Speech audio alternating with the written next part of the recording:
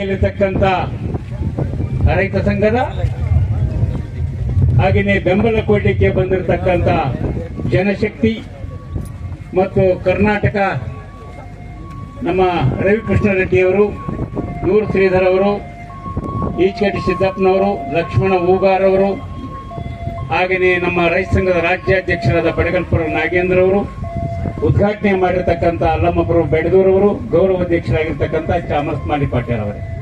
ಆಯ್ತು, ಅದು ಕುಯ್ ಅಂತ ನೀವು ಕೂತ್ಕೊಳ್ರಿ ಒಂದು ನಿಮಿಷ. ಇಡೀ ರಾಜ್ಯದ ಮೂಲೆ ಮೂಲೆಗಳಿಂದ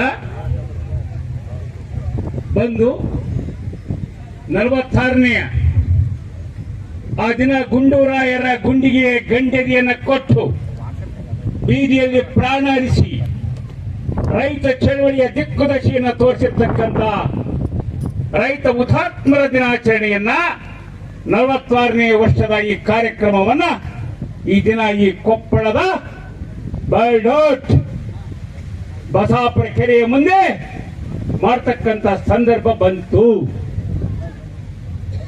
ಆತ್ಮೀಯ ಬಂಧುಗಳೇ, 21 ನಿರ್ಣಯಗಳದವು. ಬಸಾಪುರ ಕೆರೆಯ ಅನ್ಯಾಯ ಬಟ ಬಯಲಾಗಿದೆ.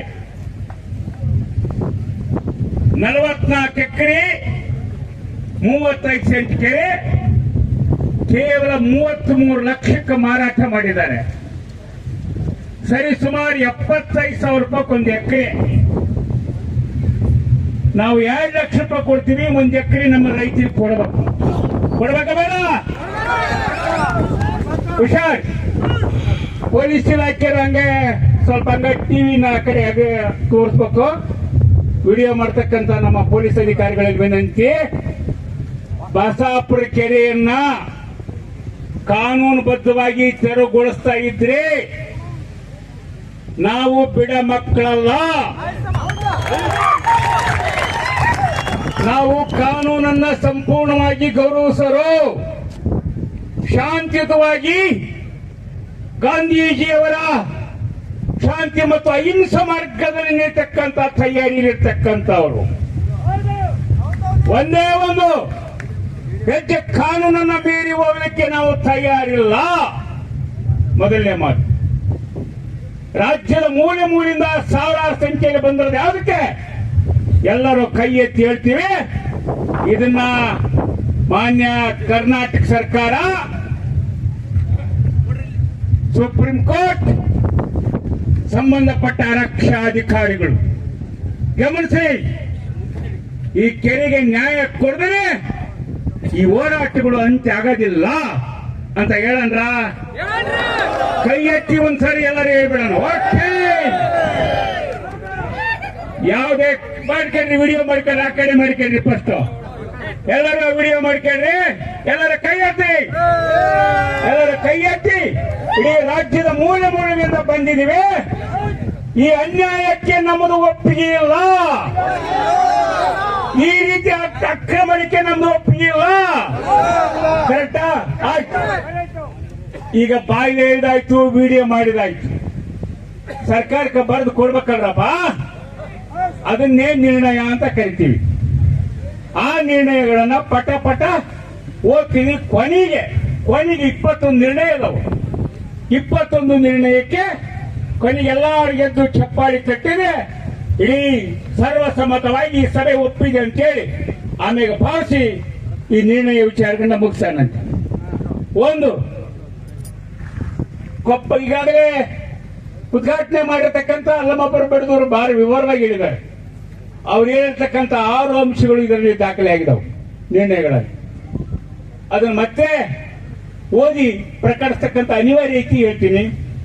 ಕೊಪ್ಪಳದ ಭಾಗ್ಯನಗರದ 1.5 ಲಕ್ಷ ಜನರ ಜೀವಕ್ಕೆ ಕಂಟಕವಾಗಿರುವ 54,000 ಕೋಟಿ ರೂಪಾಯಿ ವೆಚ್ಚದಲ್ಲಿ ವಿಸ್ತರಣೆಯಾದ ಕೊಪ್ಪಳದ ಸಮೀಪ 27 ಬಗೆಯ ಕೊಳವೆಗಳು ಬಂದು ಕೊಪ್ಪಳ ನಗರ ಸರ್ವನಾಶವಾಗುತ್ತದೆ. ಈಗಲೇ ಕೊಪ್ಪಳ ತಾಲೂಕಿನಲ್ಲಿ 22 ಗ್ರಾಮಗಳ ಕೃಷಿ ಸಂಪೂರ್ಣ ನಾಶವಾಗಿದೆ. ಜನ ಅಸ್ತಮಾ, ಟಿಬಿ, ಕ್ಯಾನ್ಸರ್, ಹೃದಯ ರೋಗ, ಚರ್ಮ ರೋಗದಿಂದ ಬಳಲ್ತಾ ಇದ್ದಾರೆ. MSLP ಮಾತ್ರ ಅಲ್ಲ, ಅನೇಕ ಬಯೋಡಾಟಾ ಕಂಪನಿ ಯಾವುದೇ ಇರಲಿ ಇವುಗಳನ್ನೆಲ್ಲ ಸ್ಥಳಾಂತರ ಮಾಡಬೇಕು ಅನ್ನೋದು ಮೊದಲನೇದು. ಎರಡನೇದು, ಬಸಾಪುರ ಗ್ರಾಮದ ಸಮುದಾಯದ ಸ್ವತ್ತಾಗಿರುವ 44 ಎಕರೆ 35 ಗುಂಟೆ ಕೆರೆಯನ್ನು 2007ರಲ್ಲಿ ಬಡೋಟ್ ಕಂಪನಿ 33 ಲಕ್ಷಕ್ಕೆ ಕಾನೂನು ಬಾಹಿರವಾಗಿ ಮಂಜೂರು ಮಾಡಿಸಿಕೊಂಡಿದೆ. ಹೈಕೋರ್ಟ್ ಆದೇಶದಂತೆ ಜಾನುವಾರುಗಳ ಉಪಯೋಗಕ್ಕೆ ಈ ಕೂಡಲೇ ಕೆರೆಯನ್ನು ಮುಕ್ತವಾಗಿಡಬೇಕೆಂದು ಒತ್ತಾಯಿಸುತ್ತೇವೆ. ಮೂರನೇದು, ಕಾರ್ಖಾನೆಗಳು ಸಂಸ್ಕರಿಸಿದ ಮಾಲಿನ್ಯ ನೀರನ್ನು ನೇರವಾಗಿ ತುಂಗಭದ್ರಾ ನದಿ ಅಣೆಕಟ್ಟಿಗೆ ಬಿಡುತ್ತಿರುವುದರಿಂದ ಲಕ್ಷಾಂತರ ಜನರ ಆರೋಗ್ಯ ಹದಗೆಡುತ್ತದೆ. ಸರ್ಕಾರ ಇದರ ಮೇಲೆ ಕಟ್ಟುನಿಟ್ಟಿನ ಕ್ರಮ ಮುಂದಾಗಬೇಕೆಂದು ಸಮಾವೇಶ ಒತ್ತಾಯಿಸುತ್ತದೆ. ನಾಲ್ಕನೇದು, ಕಾರ್ಖಾನೆಗಳಿಗೆ ಮಿತಿಯಿಲ್ಲದ ನೀರು ಕೊಡುತ್ತಿರುವುದರಿಂದ ತುಂಗಭದ್ರಾ ಜಲಾಶಯದ ನೀರು ಕೃಷಿಗೆ ಕೊರತೆಯಾಗುತ್ತದೆ. ಕಾರ್ಖಾನೆಗಳಿಗೆ ಹೆಚ್ಚು ನೀರು ಕೊಡುವುದು ನಿಲ್ಲಿಸಬೇಕು. ಐದನೇದು, ಕೇಂದ್ರ ಪರಿಸರ ಇಲಾಖೆ ಶಿಫಾರಸಿನಂತೆ ಹಿರೇಬಗನಾಳ್, ಆಲವರ್ತಿ, ಆಲನಗರ, ಕಾಸಿನಕಂಡಿ, ಕುಣಿಕೇರಿ ಸುತ್ತಲಿನ ಮಾಲಿನ್ಯ ಕಾರ್ಖಾನೆ ನಿರ್ಜನ ಪ್ರದೇಶಕ್ಕೆ ಸ್ಥಳಾಂತರ ಮಾಡಬೇಕು. ಅಂತರ್ಜಲ ವಿಷಗೊಳಿಸುವ ಕೆಮಿಕಲ್ಸ್, ಆಸಿಡ್, ಕ್ರಿಮಿನಾಶಕ, ಗೊಬ್ಬರ, ಸುಣ್ಣ, ಸಿಮೆಂಟ್ ತಯಾರಿಸುವ ಘಟಕಗಳನ್ನು ಮುಚ್ಚಬೇಕು. ಏಳನೇದು, ರಾಜ್ಯದ 157 ತಾಲೂಕಿನಲ್ಲಿ ಬರ ಉದ್ಭವವಾಗಿದ್ದು ತೆಂಗು, ಅಡಿಕೆ, ಕಾಫಿ, ಕಬ್ಬು, ಜೋಳ, ಬಾಳೆ ಎಲ್ಲ ಫಸಲುಗಳು ಒಣಗಿ ಹೋಗಿ ರೈತ ಸಮುದಾಯ ಅತ್ಯಂತ ಸಂಕಷ್ಟಕ್ಕೆ ಒಳಗಾಗಿದ್ದು ಬರವನ್ನು ಎದುರಿಸಲು ರಾಜ್ಯ ಮತ್ತು ಕೇಂದ್ರ ಸರ್ಕಾರಗಳು ಸಮರೋಪಾದಿಯಾಗಿ ಕ್ರಮಗಳನ್ನು ರೂಪಿಸಬೇಕು. ಬೆಳೆ ನಷ್ಟ ಪರಿಹಾರವನ್ನು ಪೂರ್ಣ ತುಂಬಿಕೊಡಬೇಕು. ಜಾನುವಾರುಗಳಿಗೆ ಕುಡಿಯುವ ನೀರು, ಜಾನುವಾರುಗಳಿಗೆ ಮೇವು ವಲಸೆ ಹೋಗದಂತೆ ಉದ್ಯೋಗ ಸೃಷ್ಟಿ ಮಾಡಬೇಕು. ರೈತರ ಸಂಪೂರ್ಣ ಬೆಳೆ ಸಾಲ ಮನ್ನಾ ಆಗಲೇಬೇಕು. ಎಂಟನೇದು, ರಾಜ್ಯದಲ್ಲಿ ತೀವ್ರ ಬರಗಾಲ ಇರುವುದರಿಂದ ಮೈಸೂರು ಸೇರಿದಂತೆ ರಾಜ್ಯದ ಇನ್ನಿತರ ಕಡೆ ನಡೆಯುವ ದಸರಾ ಧೂಮ್ ವೆಚ್ಚ ಸರಳವಾಗಿ ನೆರೆಸಬೇಕು. ಈ ಸಮಾವೇಶ ಅಷ್ಟು ಮಾತ್ರ ಅಲ್ಲ, ಕರಾವಳಿ ಸೀಮೆಯ ಕ್ರೀಡೆಯಾದ ಕಂಬಳವನ್ನು ಮೈಸೂರಿನಲ್ಲಿ ನಡೆಸುವುದನ್ನು ಕೈಬಿಡಬೇಕು. 9ನೇದು, ಪ್ರಧಾನಮಂತ್ರಿ ಫಸಲ್ ಬಿಮಾ ಯೋಜನೆಯಲ್ಲಿ ನಡೆದಿರುವ ಅವ್ಯವಹಾರಗಳ ಬಗ್ಗೆ ಸಿಬಿಐ ತನಿಖೆ ಆಗಬೇಕು. 10ನೇದು, ಅಭಿವೃದ್ಧಿಯ ನೆಪದಲ್ಲಿ ಲಂಗು ಲಗಾಮಿಲ್ಲದೆ ಫಲವತ್ತಾದ ಕೃಷಿ ಭೂಮಿಯನ್ನು ಸ್ವಾಧೀನಪಡಿಸಿಕೊಳ್ಳುವುದು. ಈ ಸಮಾವೇಶ ವಿರೋಧ ಮಾಡ್ತೀವಿ. ಅಷ್ಟು ಮಾತ್ರ ಅಲ್ಲ, ಕೃಷಿಯೇತರ ಉದ್ದೇಶಕ್ಕಾಗಿ ಎಲ್ಲೇ ಸ್ವಾಧೀನಪಡಿಸಿಕೊಳ್ಳುವ ಸರ್ಕಾರ ಮುಂದಾದಲ್ಲಿ ಅದರ ವಿರುದ್ಧ ತೀವ್ರವಾದ ಹೋರಾಟವನ್ನು ಒಡ್ಡಬೇಕಾಗುತ್ತೆ. 11, ಟೌನ್ಶಿಪ್ ಹೆಸರಿನಲ್ಲಿ ಬೆಂಗಳೂರು ದಕ್ಷಿಣ ಜಿಲ್ಲೆಯ ಬಿಡದಿ ಹೋಬಳಿಯ ಭೈರಪಟ್ಟಣ, ಕಂಚುಗಾರನಹಳ್ಳಿ ಫಲವತ್ತಾದ ಭೂಮಿಯನ್ನು ಸ್ವಾಧೀನಪಡಿಸಿಕೊಳ್ಳುವುದನ್ನು ಕೈಬಿಡಬೇಕೆಂದು ಈ ಸಮಾವೇಶವು ಒತ್ತಾಯಿಸುತ್ತದೆ. 12, ವಿದ್ಯುತ್ ಖಾಸಗೀಕರಣ ಅವಕಾಶ ನೀಡುವುದೆಂದು ಈಗಾಗಲೇ ಕೇಂದ್ರದಲ್ಲಿ ಪಾಸ್ ಆಗಿರ್ತಕ್ಕಂತಹ ವಿದ್ಯುತ್ ಖಾಸಗೀಕರಣದ ಕಾಯ್ದೆಯನ್ನ ಮುಂದಿನ ವಿಧಾನಸಭಾ ಅಧಿವೇಶನದಲ್ಲಿ ಇದನ್ನು ತಿರಸ್ಕಾರ ಮಾಡಬೇಕೆಂದು ಹೇಳುವ ರಾಜ್ಯ ಸರ್ಕಾರನ ಒತ್ತಾಯಿಸತಕ್ಕಂಥದ್ದು. 13ನೇದು, ವರ್ಷದ ಫೆಬ್ರವರಿ 6ರಂದು ಮಾಡಿಕೊಂಡ ಭಾರತ ಮತ್ತು ಅಮೆರಿಕ ವಾಣಿಜ್ಯ ಒಪ್ಪಂದ ಭಾರತದ ರೈತರಿಗೆ ಮಾರಕವಾಗಿದೆ. ಇದರಿಂದ ಆಹಾರ ಪದಾರ್ಥಗಳು, ಕೃಷಿ ಉತ್ಪನ್ನಗಳು, ಪಶು ಆಹಾರ, ತಾಜಾ ಮೌಲಾರ್ಜಿತ ಹಣ್ಣು, ಸೋಯಾಬೀನ್, ಮೀನು, ಮೊಟ್ಟೆ, ಡೈರಿ ಉತ್ಪನ್ನಗಳು, ಮಾಂಸ ಇತರ ಪದಾರ್ಥಗಳು ಯಾವುದೇ ಲಂಗು ಲಗಾಮಿಲ್ಲದೆ ದೇಶದ ಮಾರುಕಟ್ಟೆಯಲ್ಲಿ ಆಕ್ರಮಣ ಮಾಡುತ್ತಿದ್ದು ಇದರಿಂದ ದೇಶೀಯ ಕೃಷಿ ಮತ್ತು ಕೃಷಿ ಉತ್ಪಾದಕರಿಗೆ ದೊಡ್ಡ ಹೊಡೆತ ಬೀಳುತ್ತದೆ. ಇದನ್ನು ತಕ್ಷಣ ಕೇಂದ್ರ ರದ್ದು ಮಾಡಬೇಕೆಂದು ಹೇಳಿ ತಿಳಿಸುತ್ತೇವೆ. 14ನೇದು, ಕಾಂಗ್ರೆಸ್ ಪಕ್ಷ 2013 ಚುನಾವಣೆ ಪೂರ್ವ ಘೋಷಣಾ ಪತ್ರದಲ್ಲಿ ವಾಗ್ದಾನ ಮಾಡಿರುವಂತೆ ಕೃಷಿ ವಿರೋಧಿ ಮಸೂದೆಗಳಾದ ಭೂ ಸುಧಾರಣೆ ತಿದ್ದುಪಡಿ, ಜಾನುವಾರು ಹತ್ಯೆ ಕಾಯ್ದೆ, ಎಪಿಎಂಸಿ ಕಾಯ್ದೆ ಇವುಗಳನ್ನೆಲ್ಲವನ್ನೂ ಕೂಡ ತಕ್ಷಣ ಈ ಸಮಾವೇಶದಲ್ಲಿ ನಾಳೆ ಸೇರ್ತಕ್ಕಂಥ ಅಧಿವೇಶನದಲ್ಲಿ ವಾಪಸ್ ಪಡೆಯಬೇಕು. ISR ಮತ ಪರಿಷ್ಕರಣೆ ಹೆಸರಿನಲ್ಲಿ SIR ಮತ ಪರಿಷ್ಕರಣೆ ಹೆಸರಿನಲ್ಲಿ ಗ್ರಾಮೀಣ ಪ್ರದೇಶಕ್ಕಿರ್ತಕ್ಕಂಥ ಮಹಿಳೆಯರ, ಅಲ್ಪಸಂಖ್ಯಾತರ, ದಲಿತರ, ಅರ್ಹ ಮತದಾರರನ್ನ ಹೊರಗಿಡುವ ವಂಚನೆ ಹಾಕಿರ್ತಕ್ಕಂಥ ಕೇಂದ್ರ ಚುನಾವಣಾ ಆಯೋಗಕ್ಕೆ ಜಾಗೃತಿ ಮೂಡಿಸ್ತಕ್ಕಂಥದ್ದು, ಕರ್ನಾಟಕದಲ್ಲಿ ಒಂದೇ ಒಂದು ಮತ ಹೋಗದಂತೆ ಕಾಪಾಡುವ ಕೆಲಸವನ್ನ ಕರ್ನಾಟಕ ರಾಜ್ಯ ರೈತ ಸಂಘ 26,000 ಗ್ರಾಮಗಳಲ್ಲಿ ಮಾಡುತ್ತೇವೆ. ಹಾಗೆಯೇ ಈ ರಾಜ್ಯ ಸರ್ಕಾರಕ್ಕೆ ಎಚ್ಚರಿಕೆಯನ್ನು ಕೂಡ ಕೊಡ್ತಾ ಇದ್ದೀವಿ. ಕೇಂದ್ರ ಚುನಾವಣೆ ಕೂಡ ಎಚ್ಚರಿಕೆಯನ್ನು ಕೊಡ್ತಕ್ಕಂಥದ್ದು.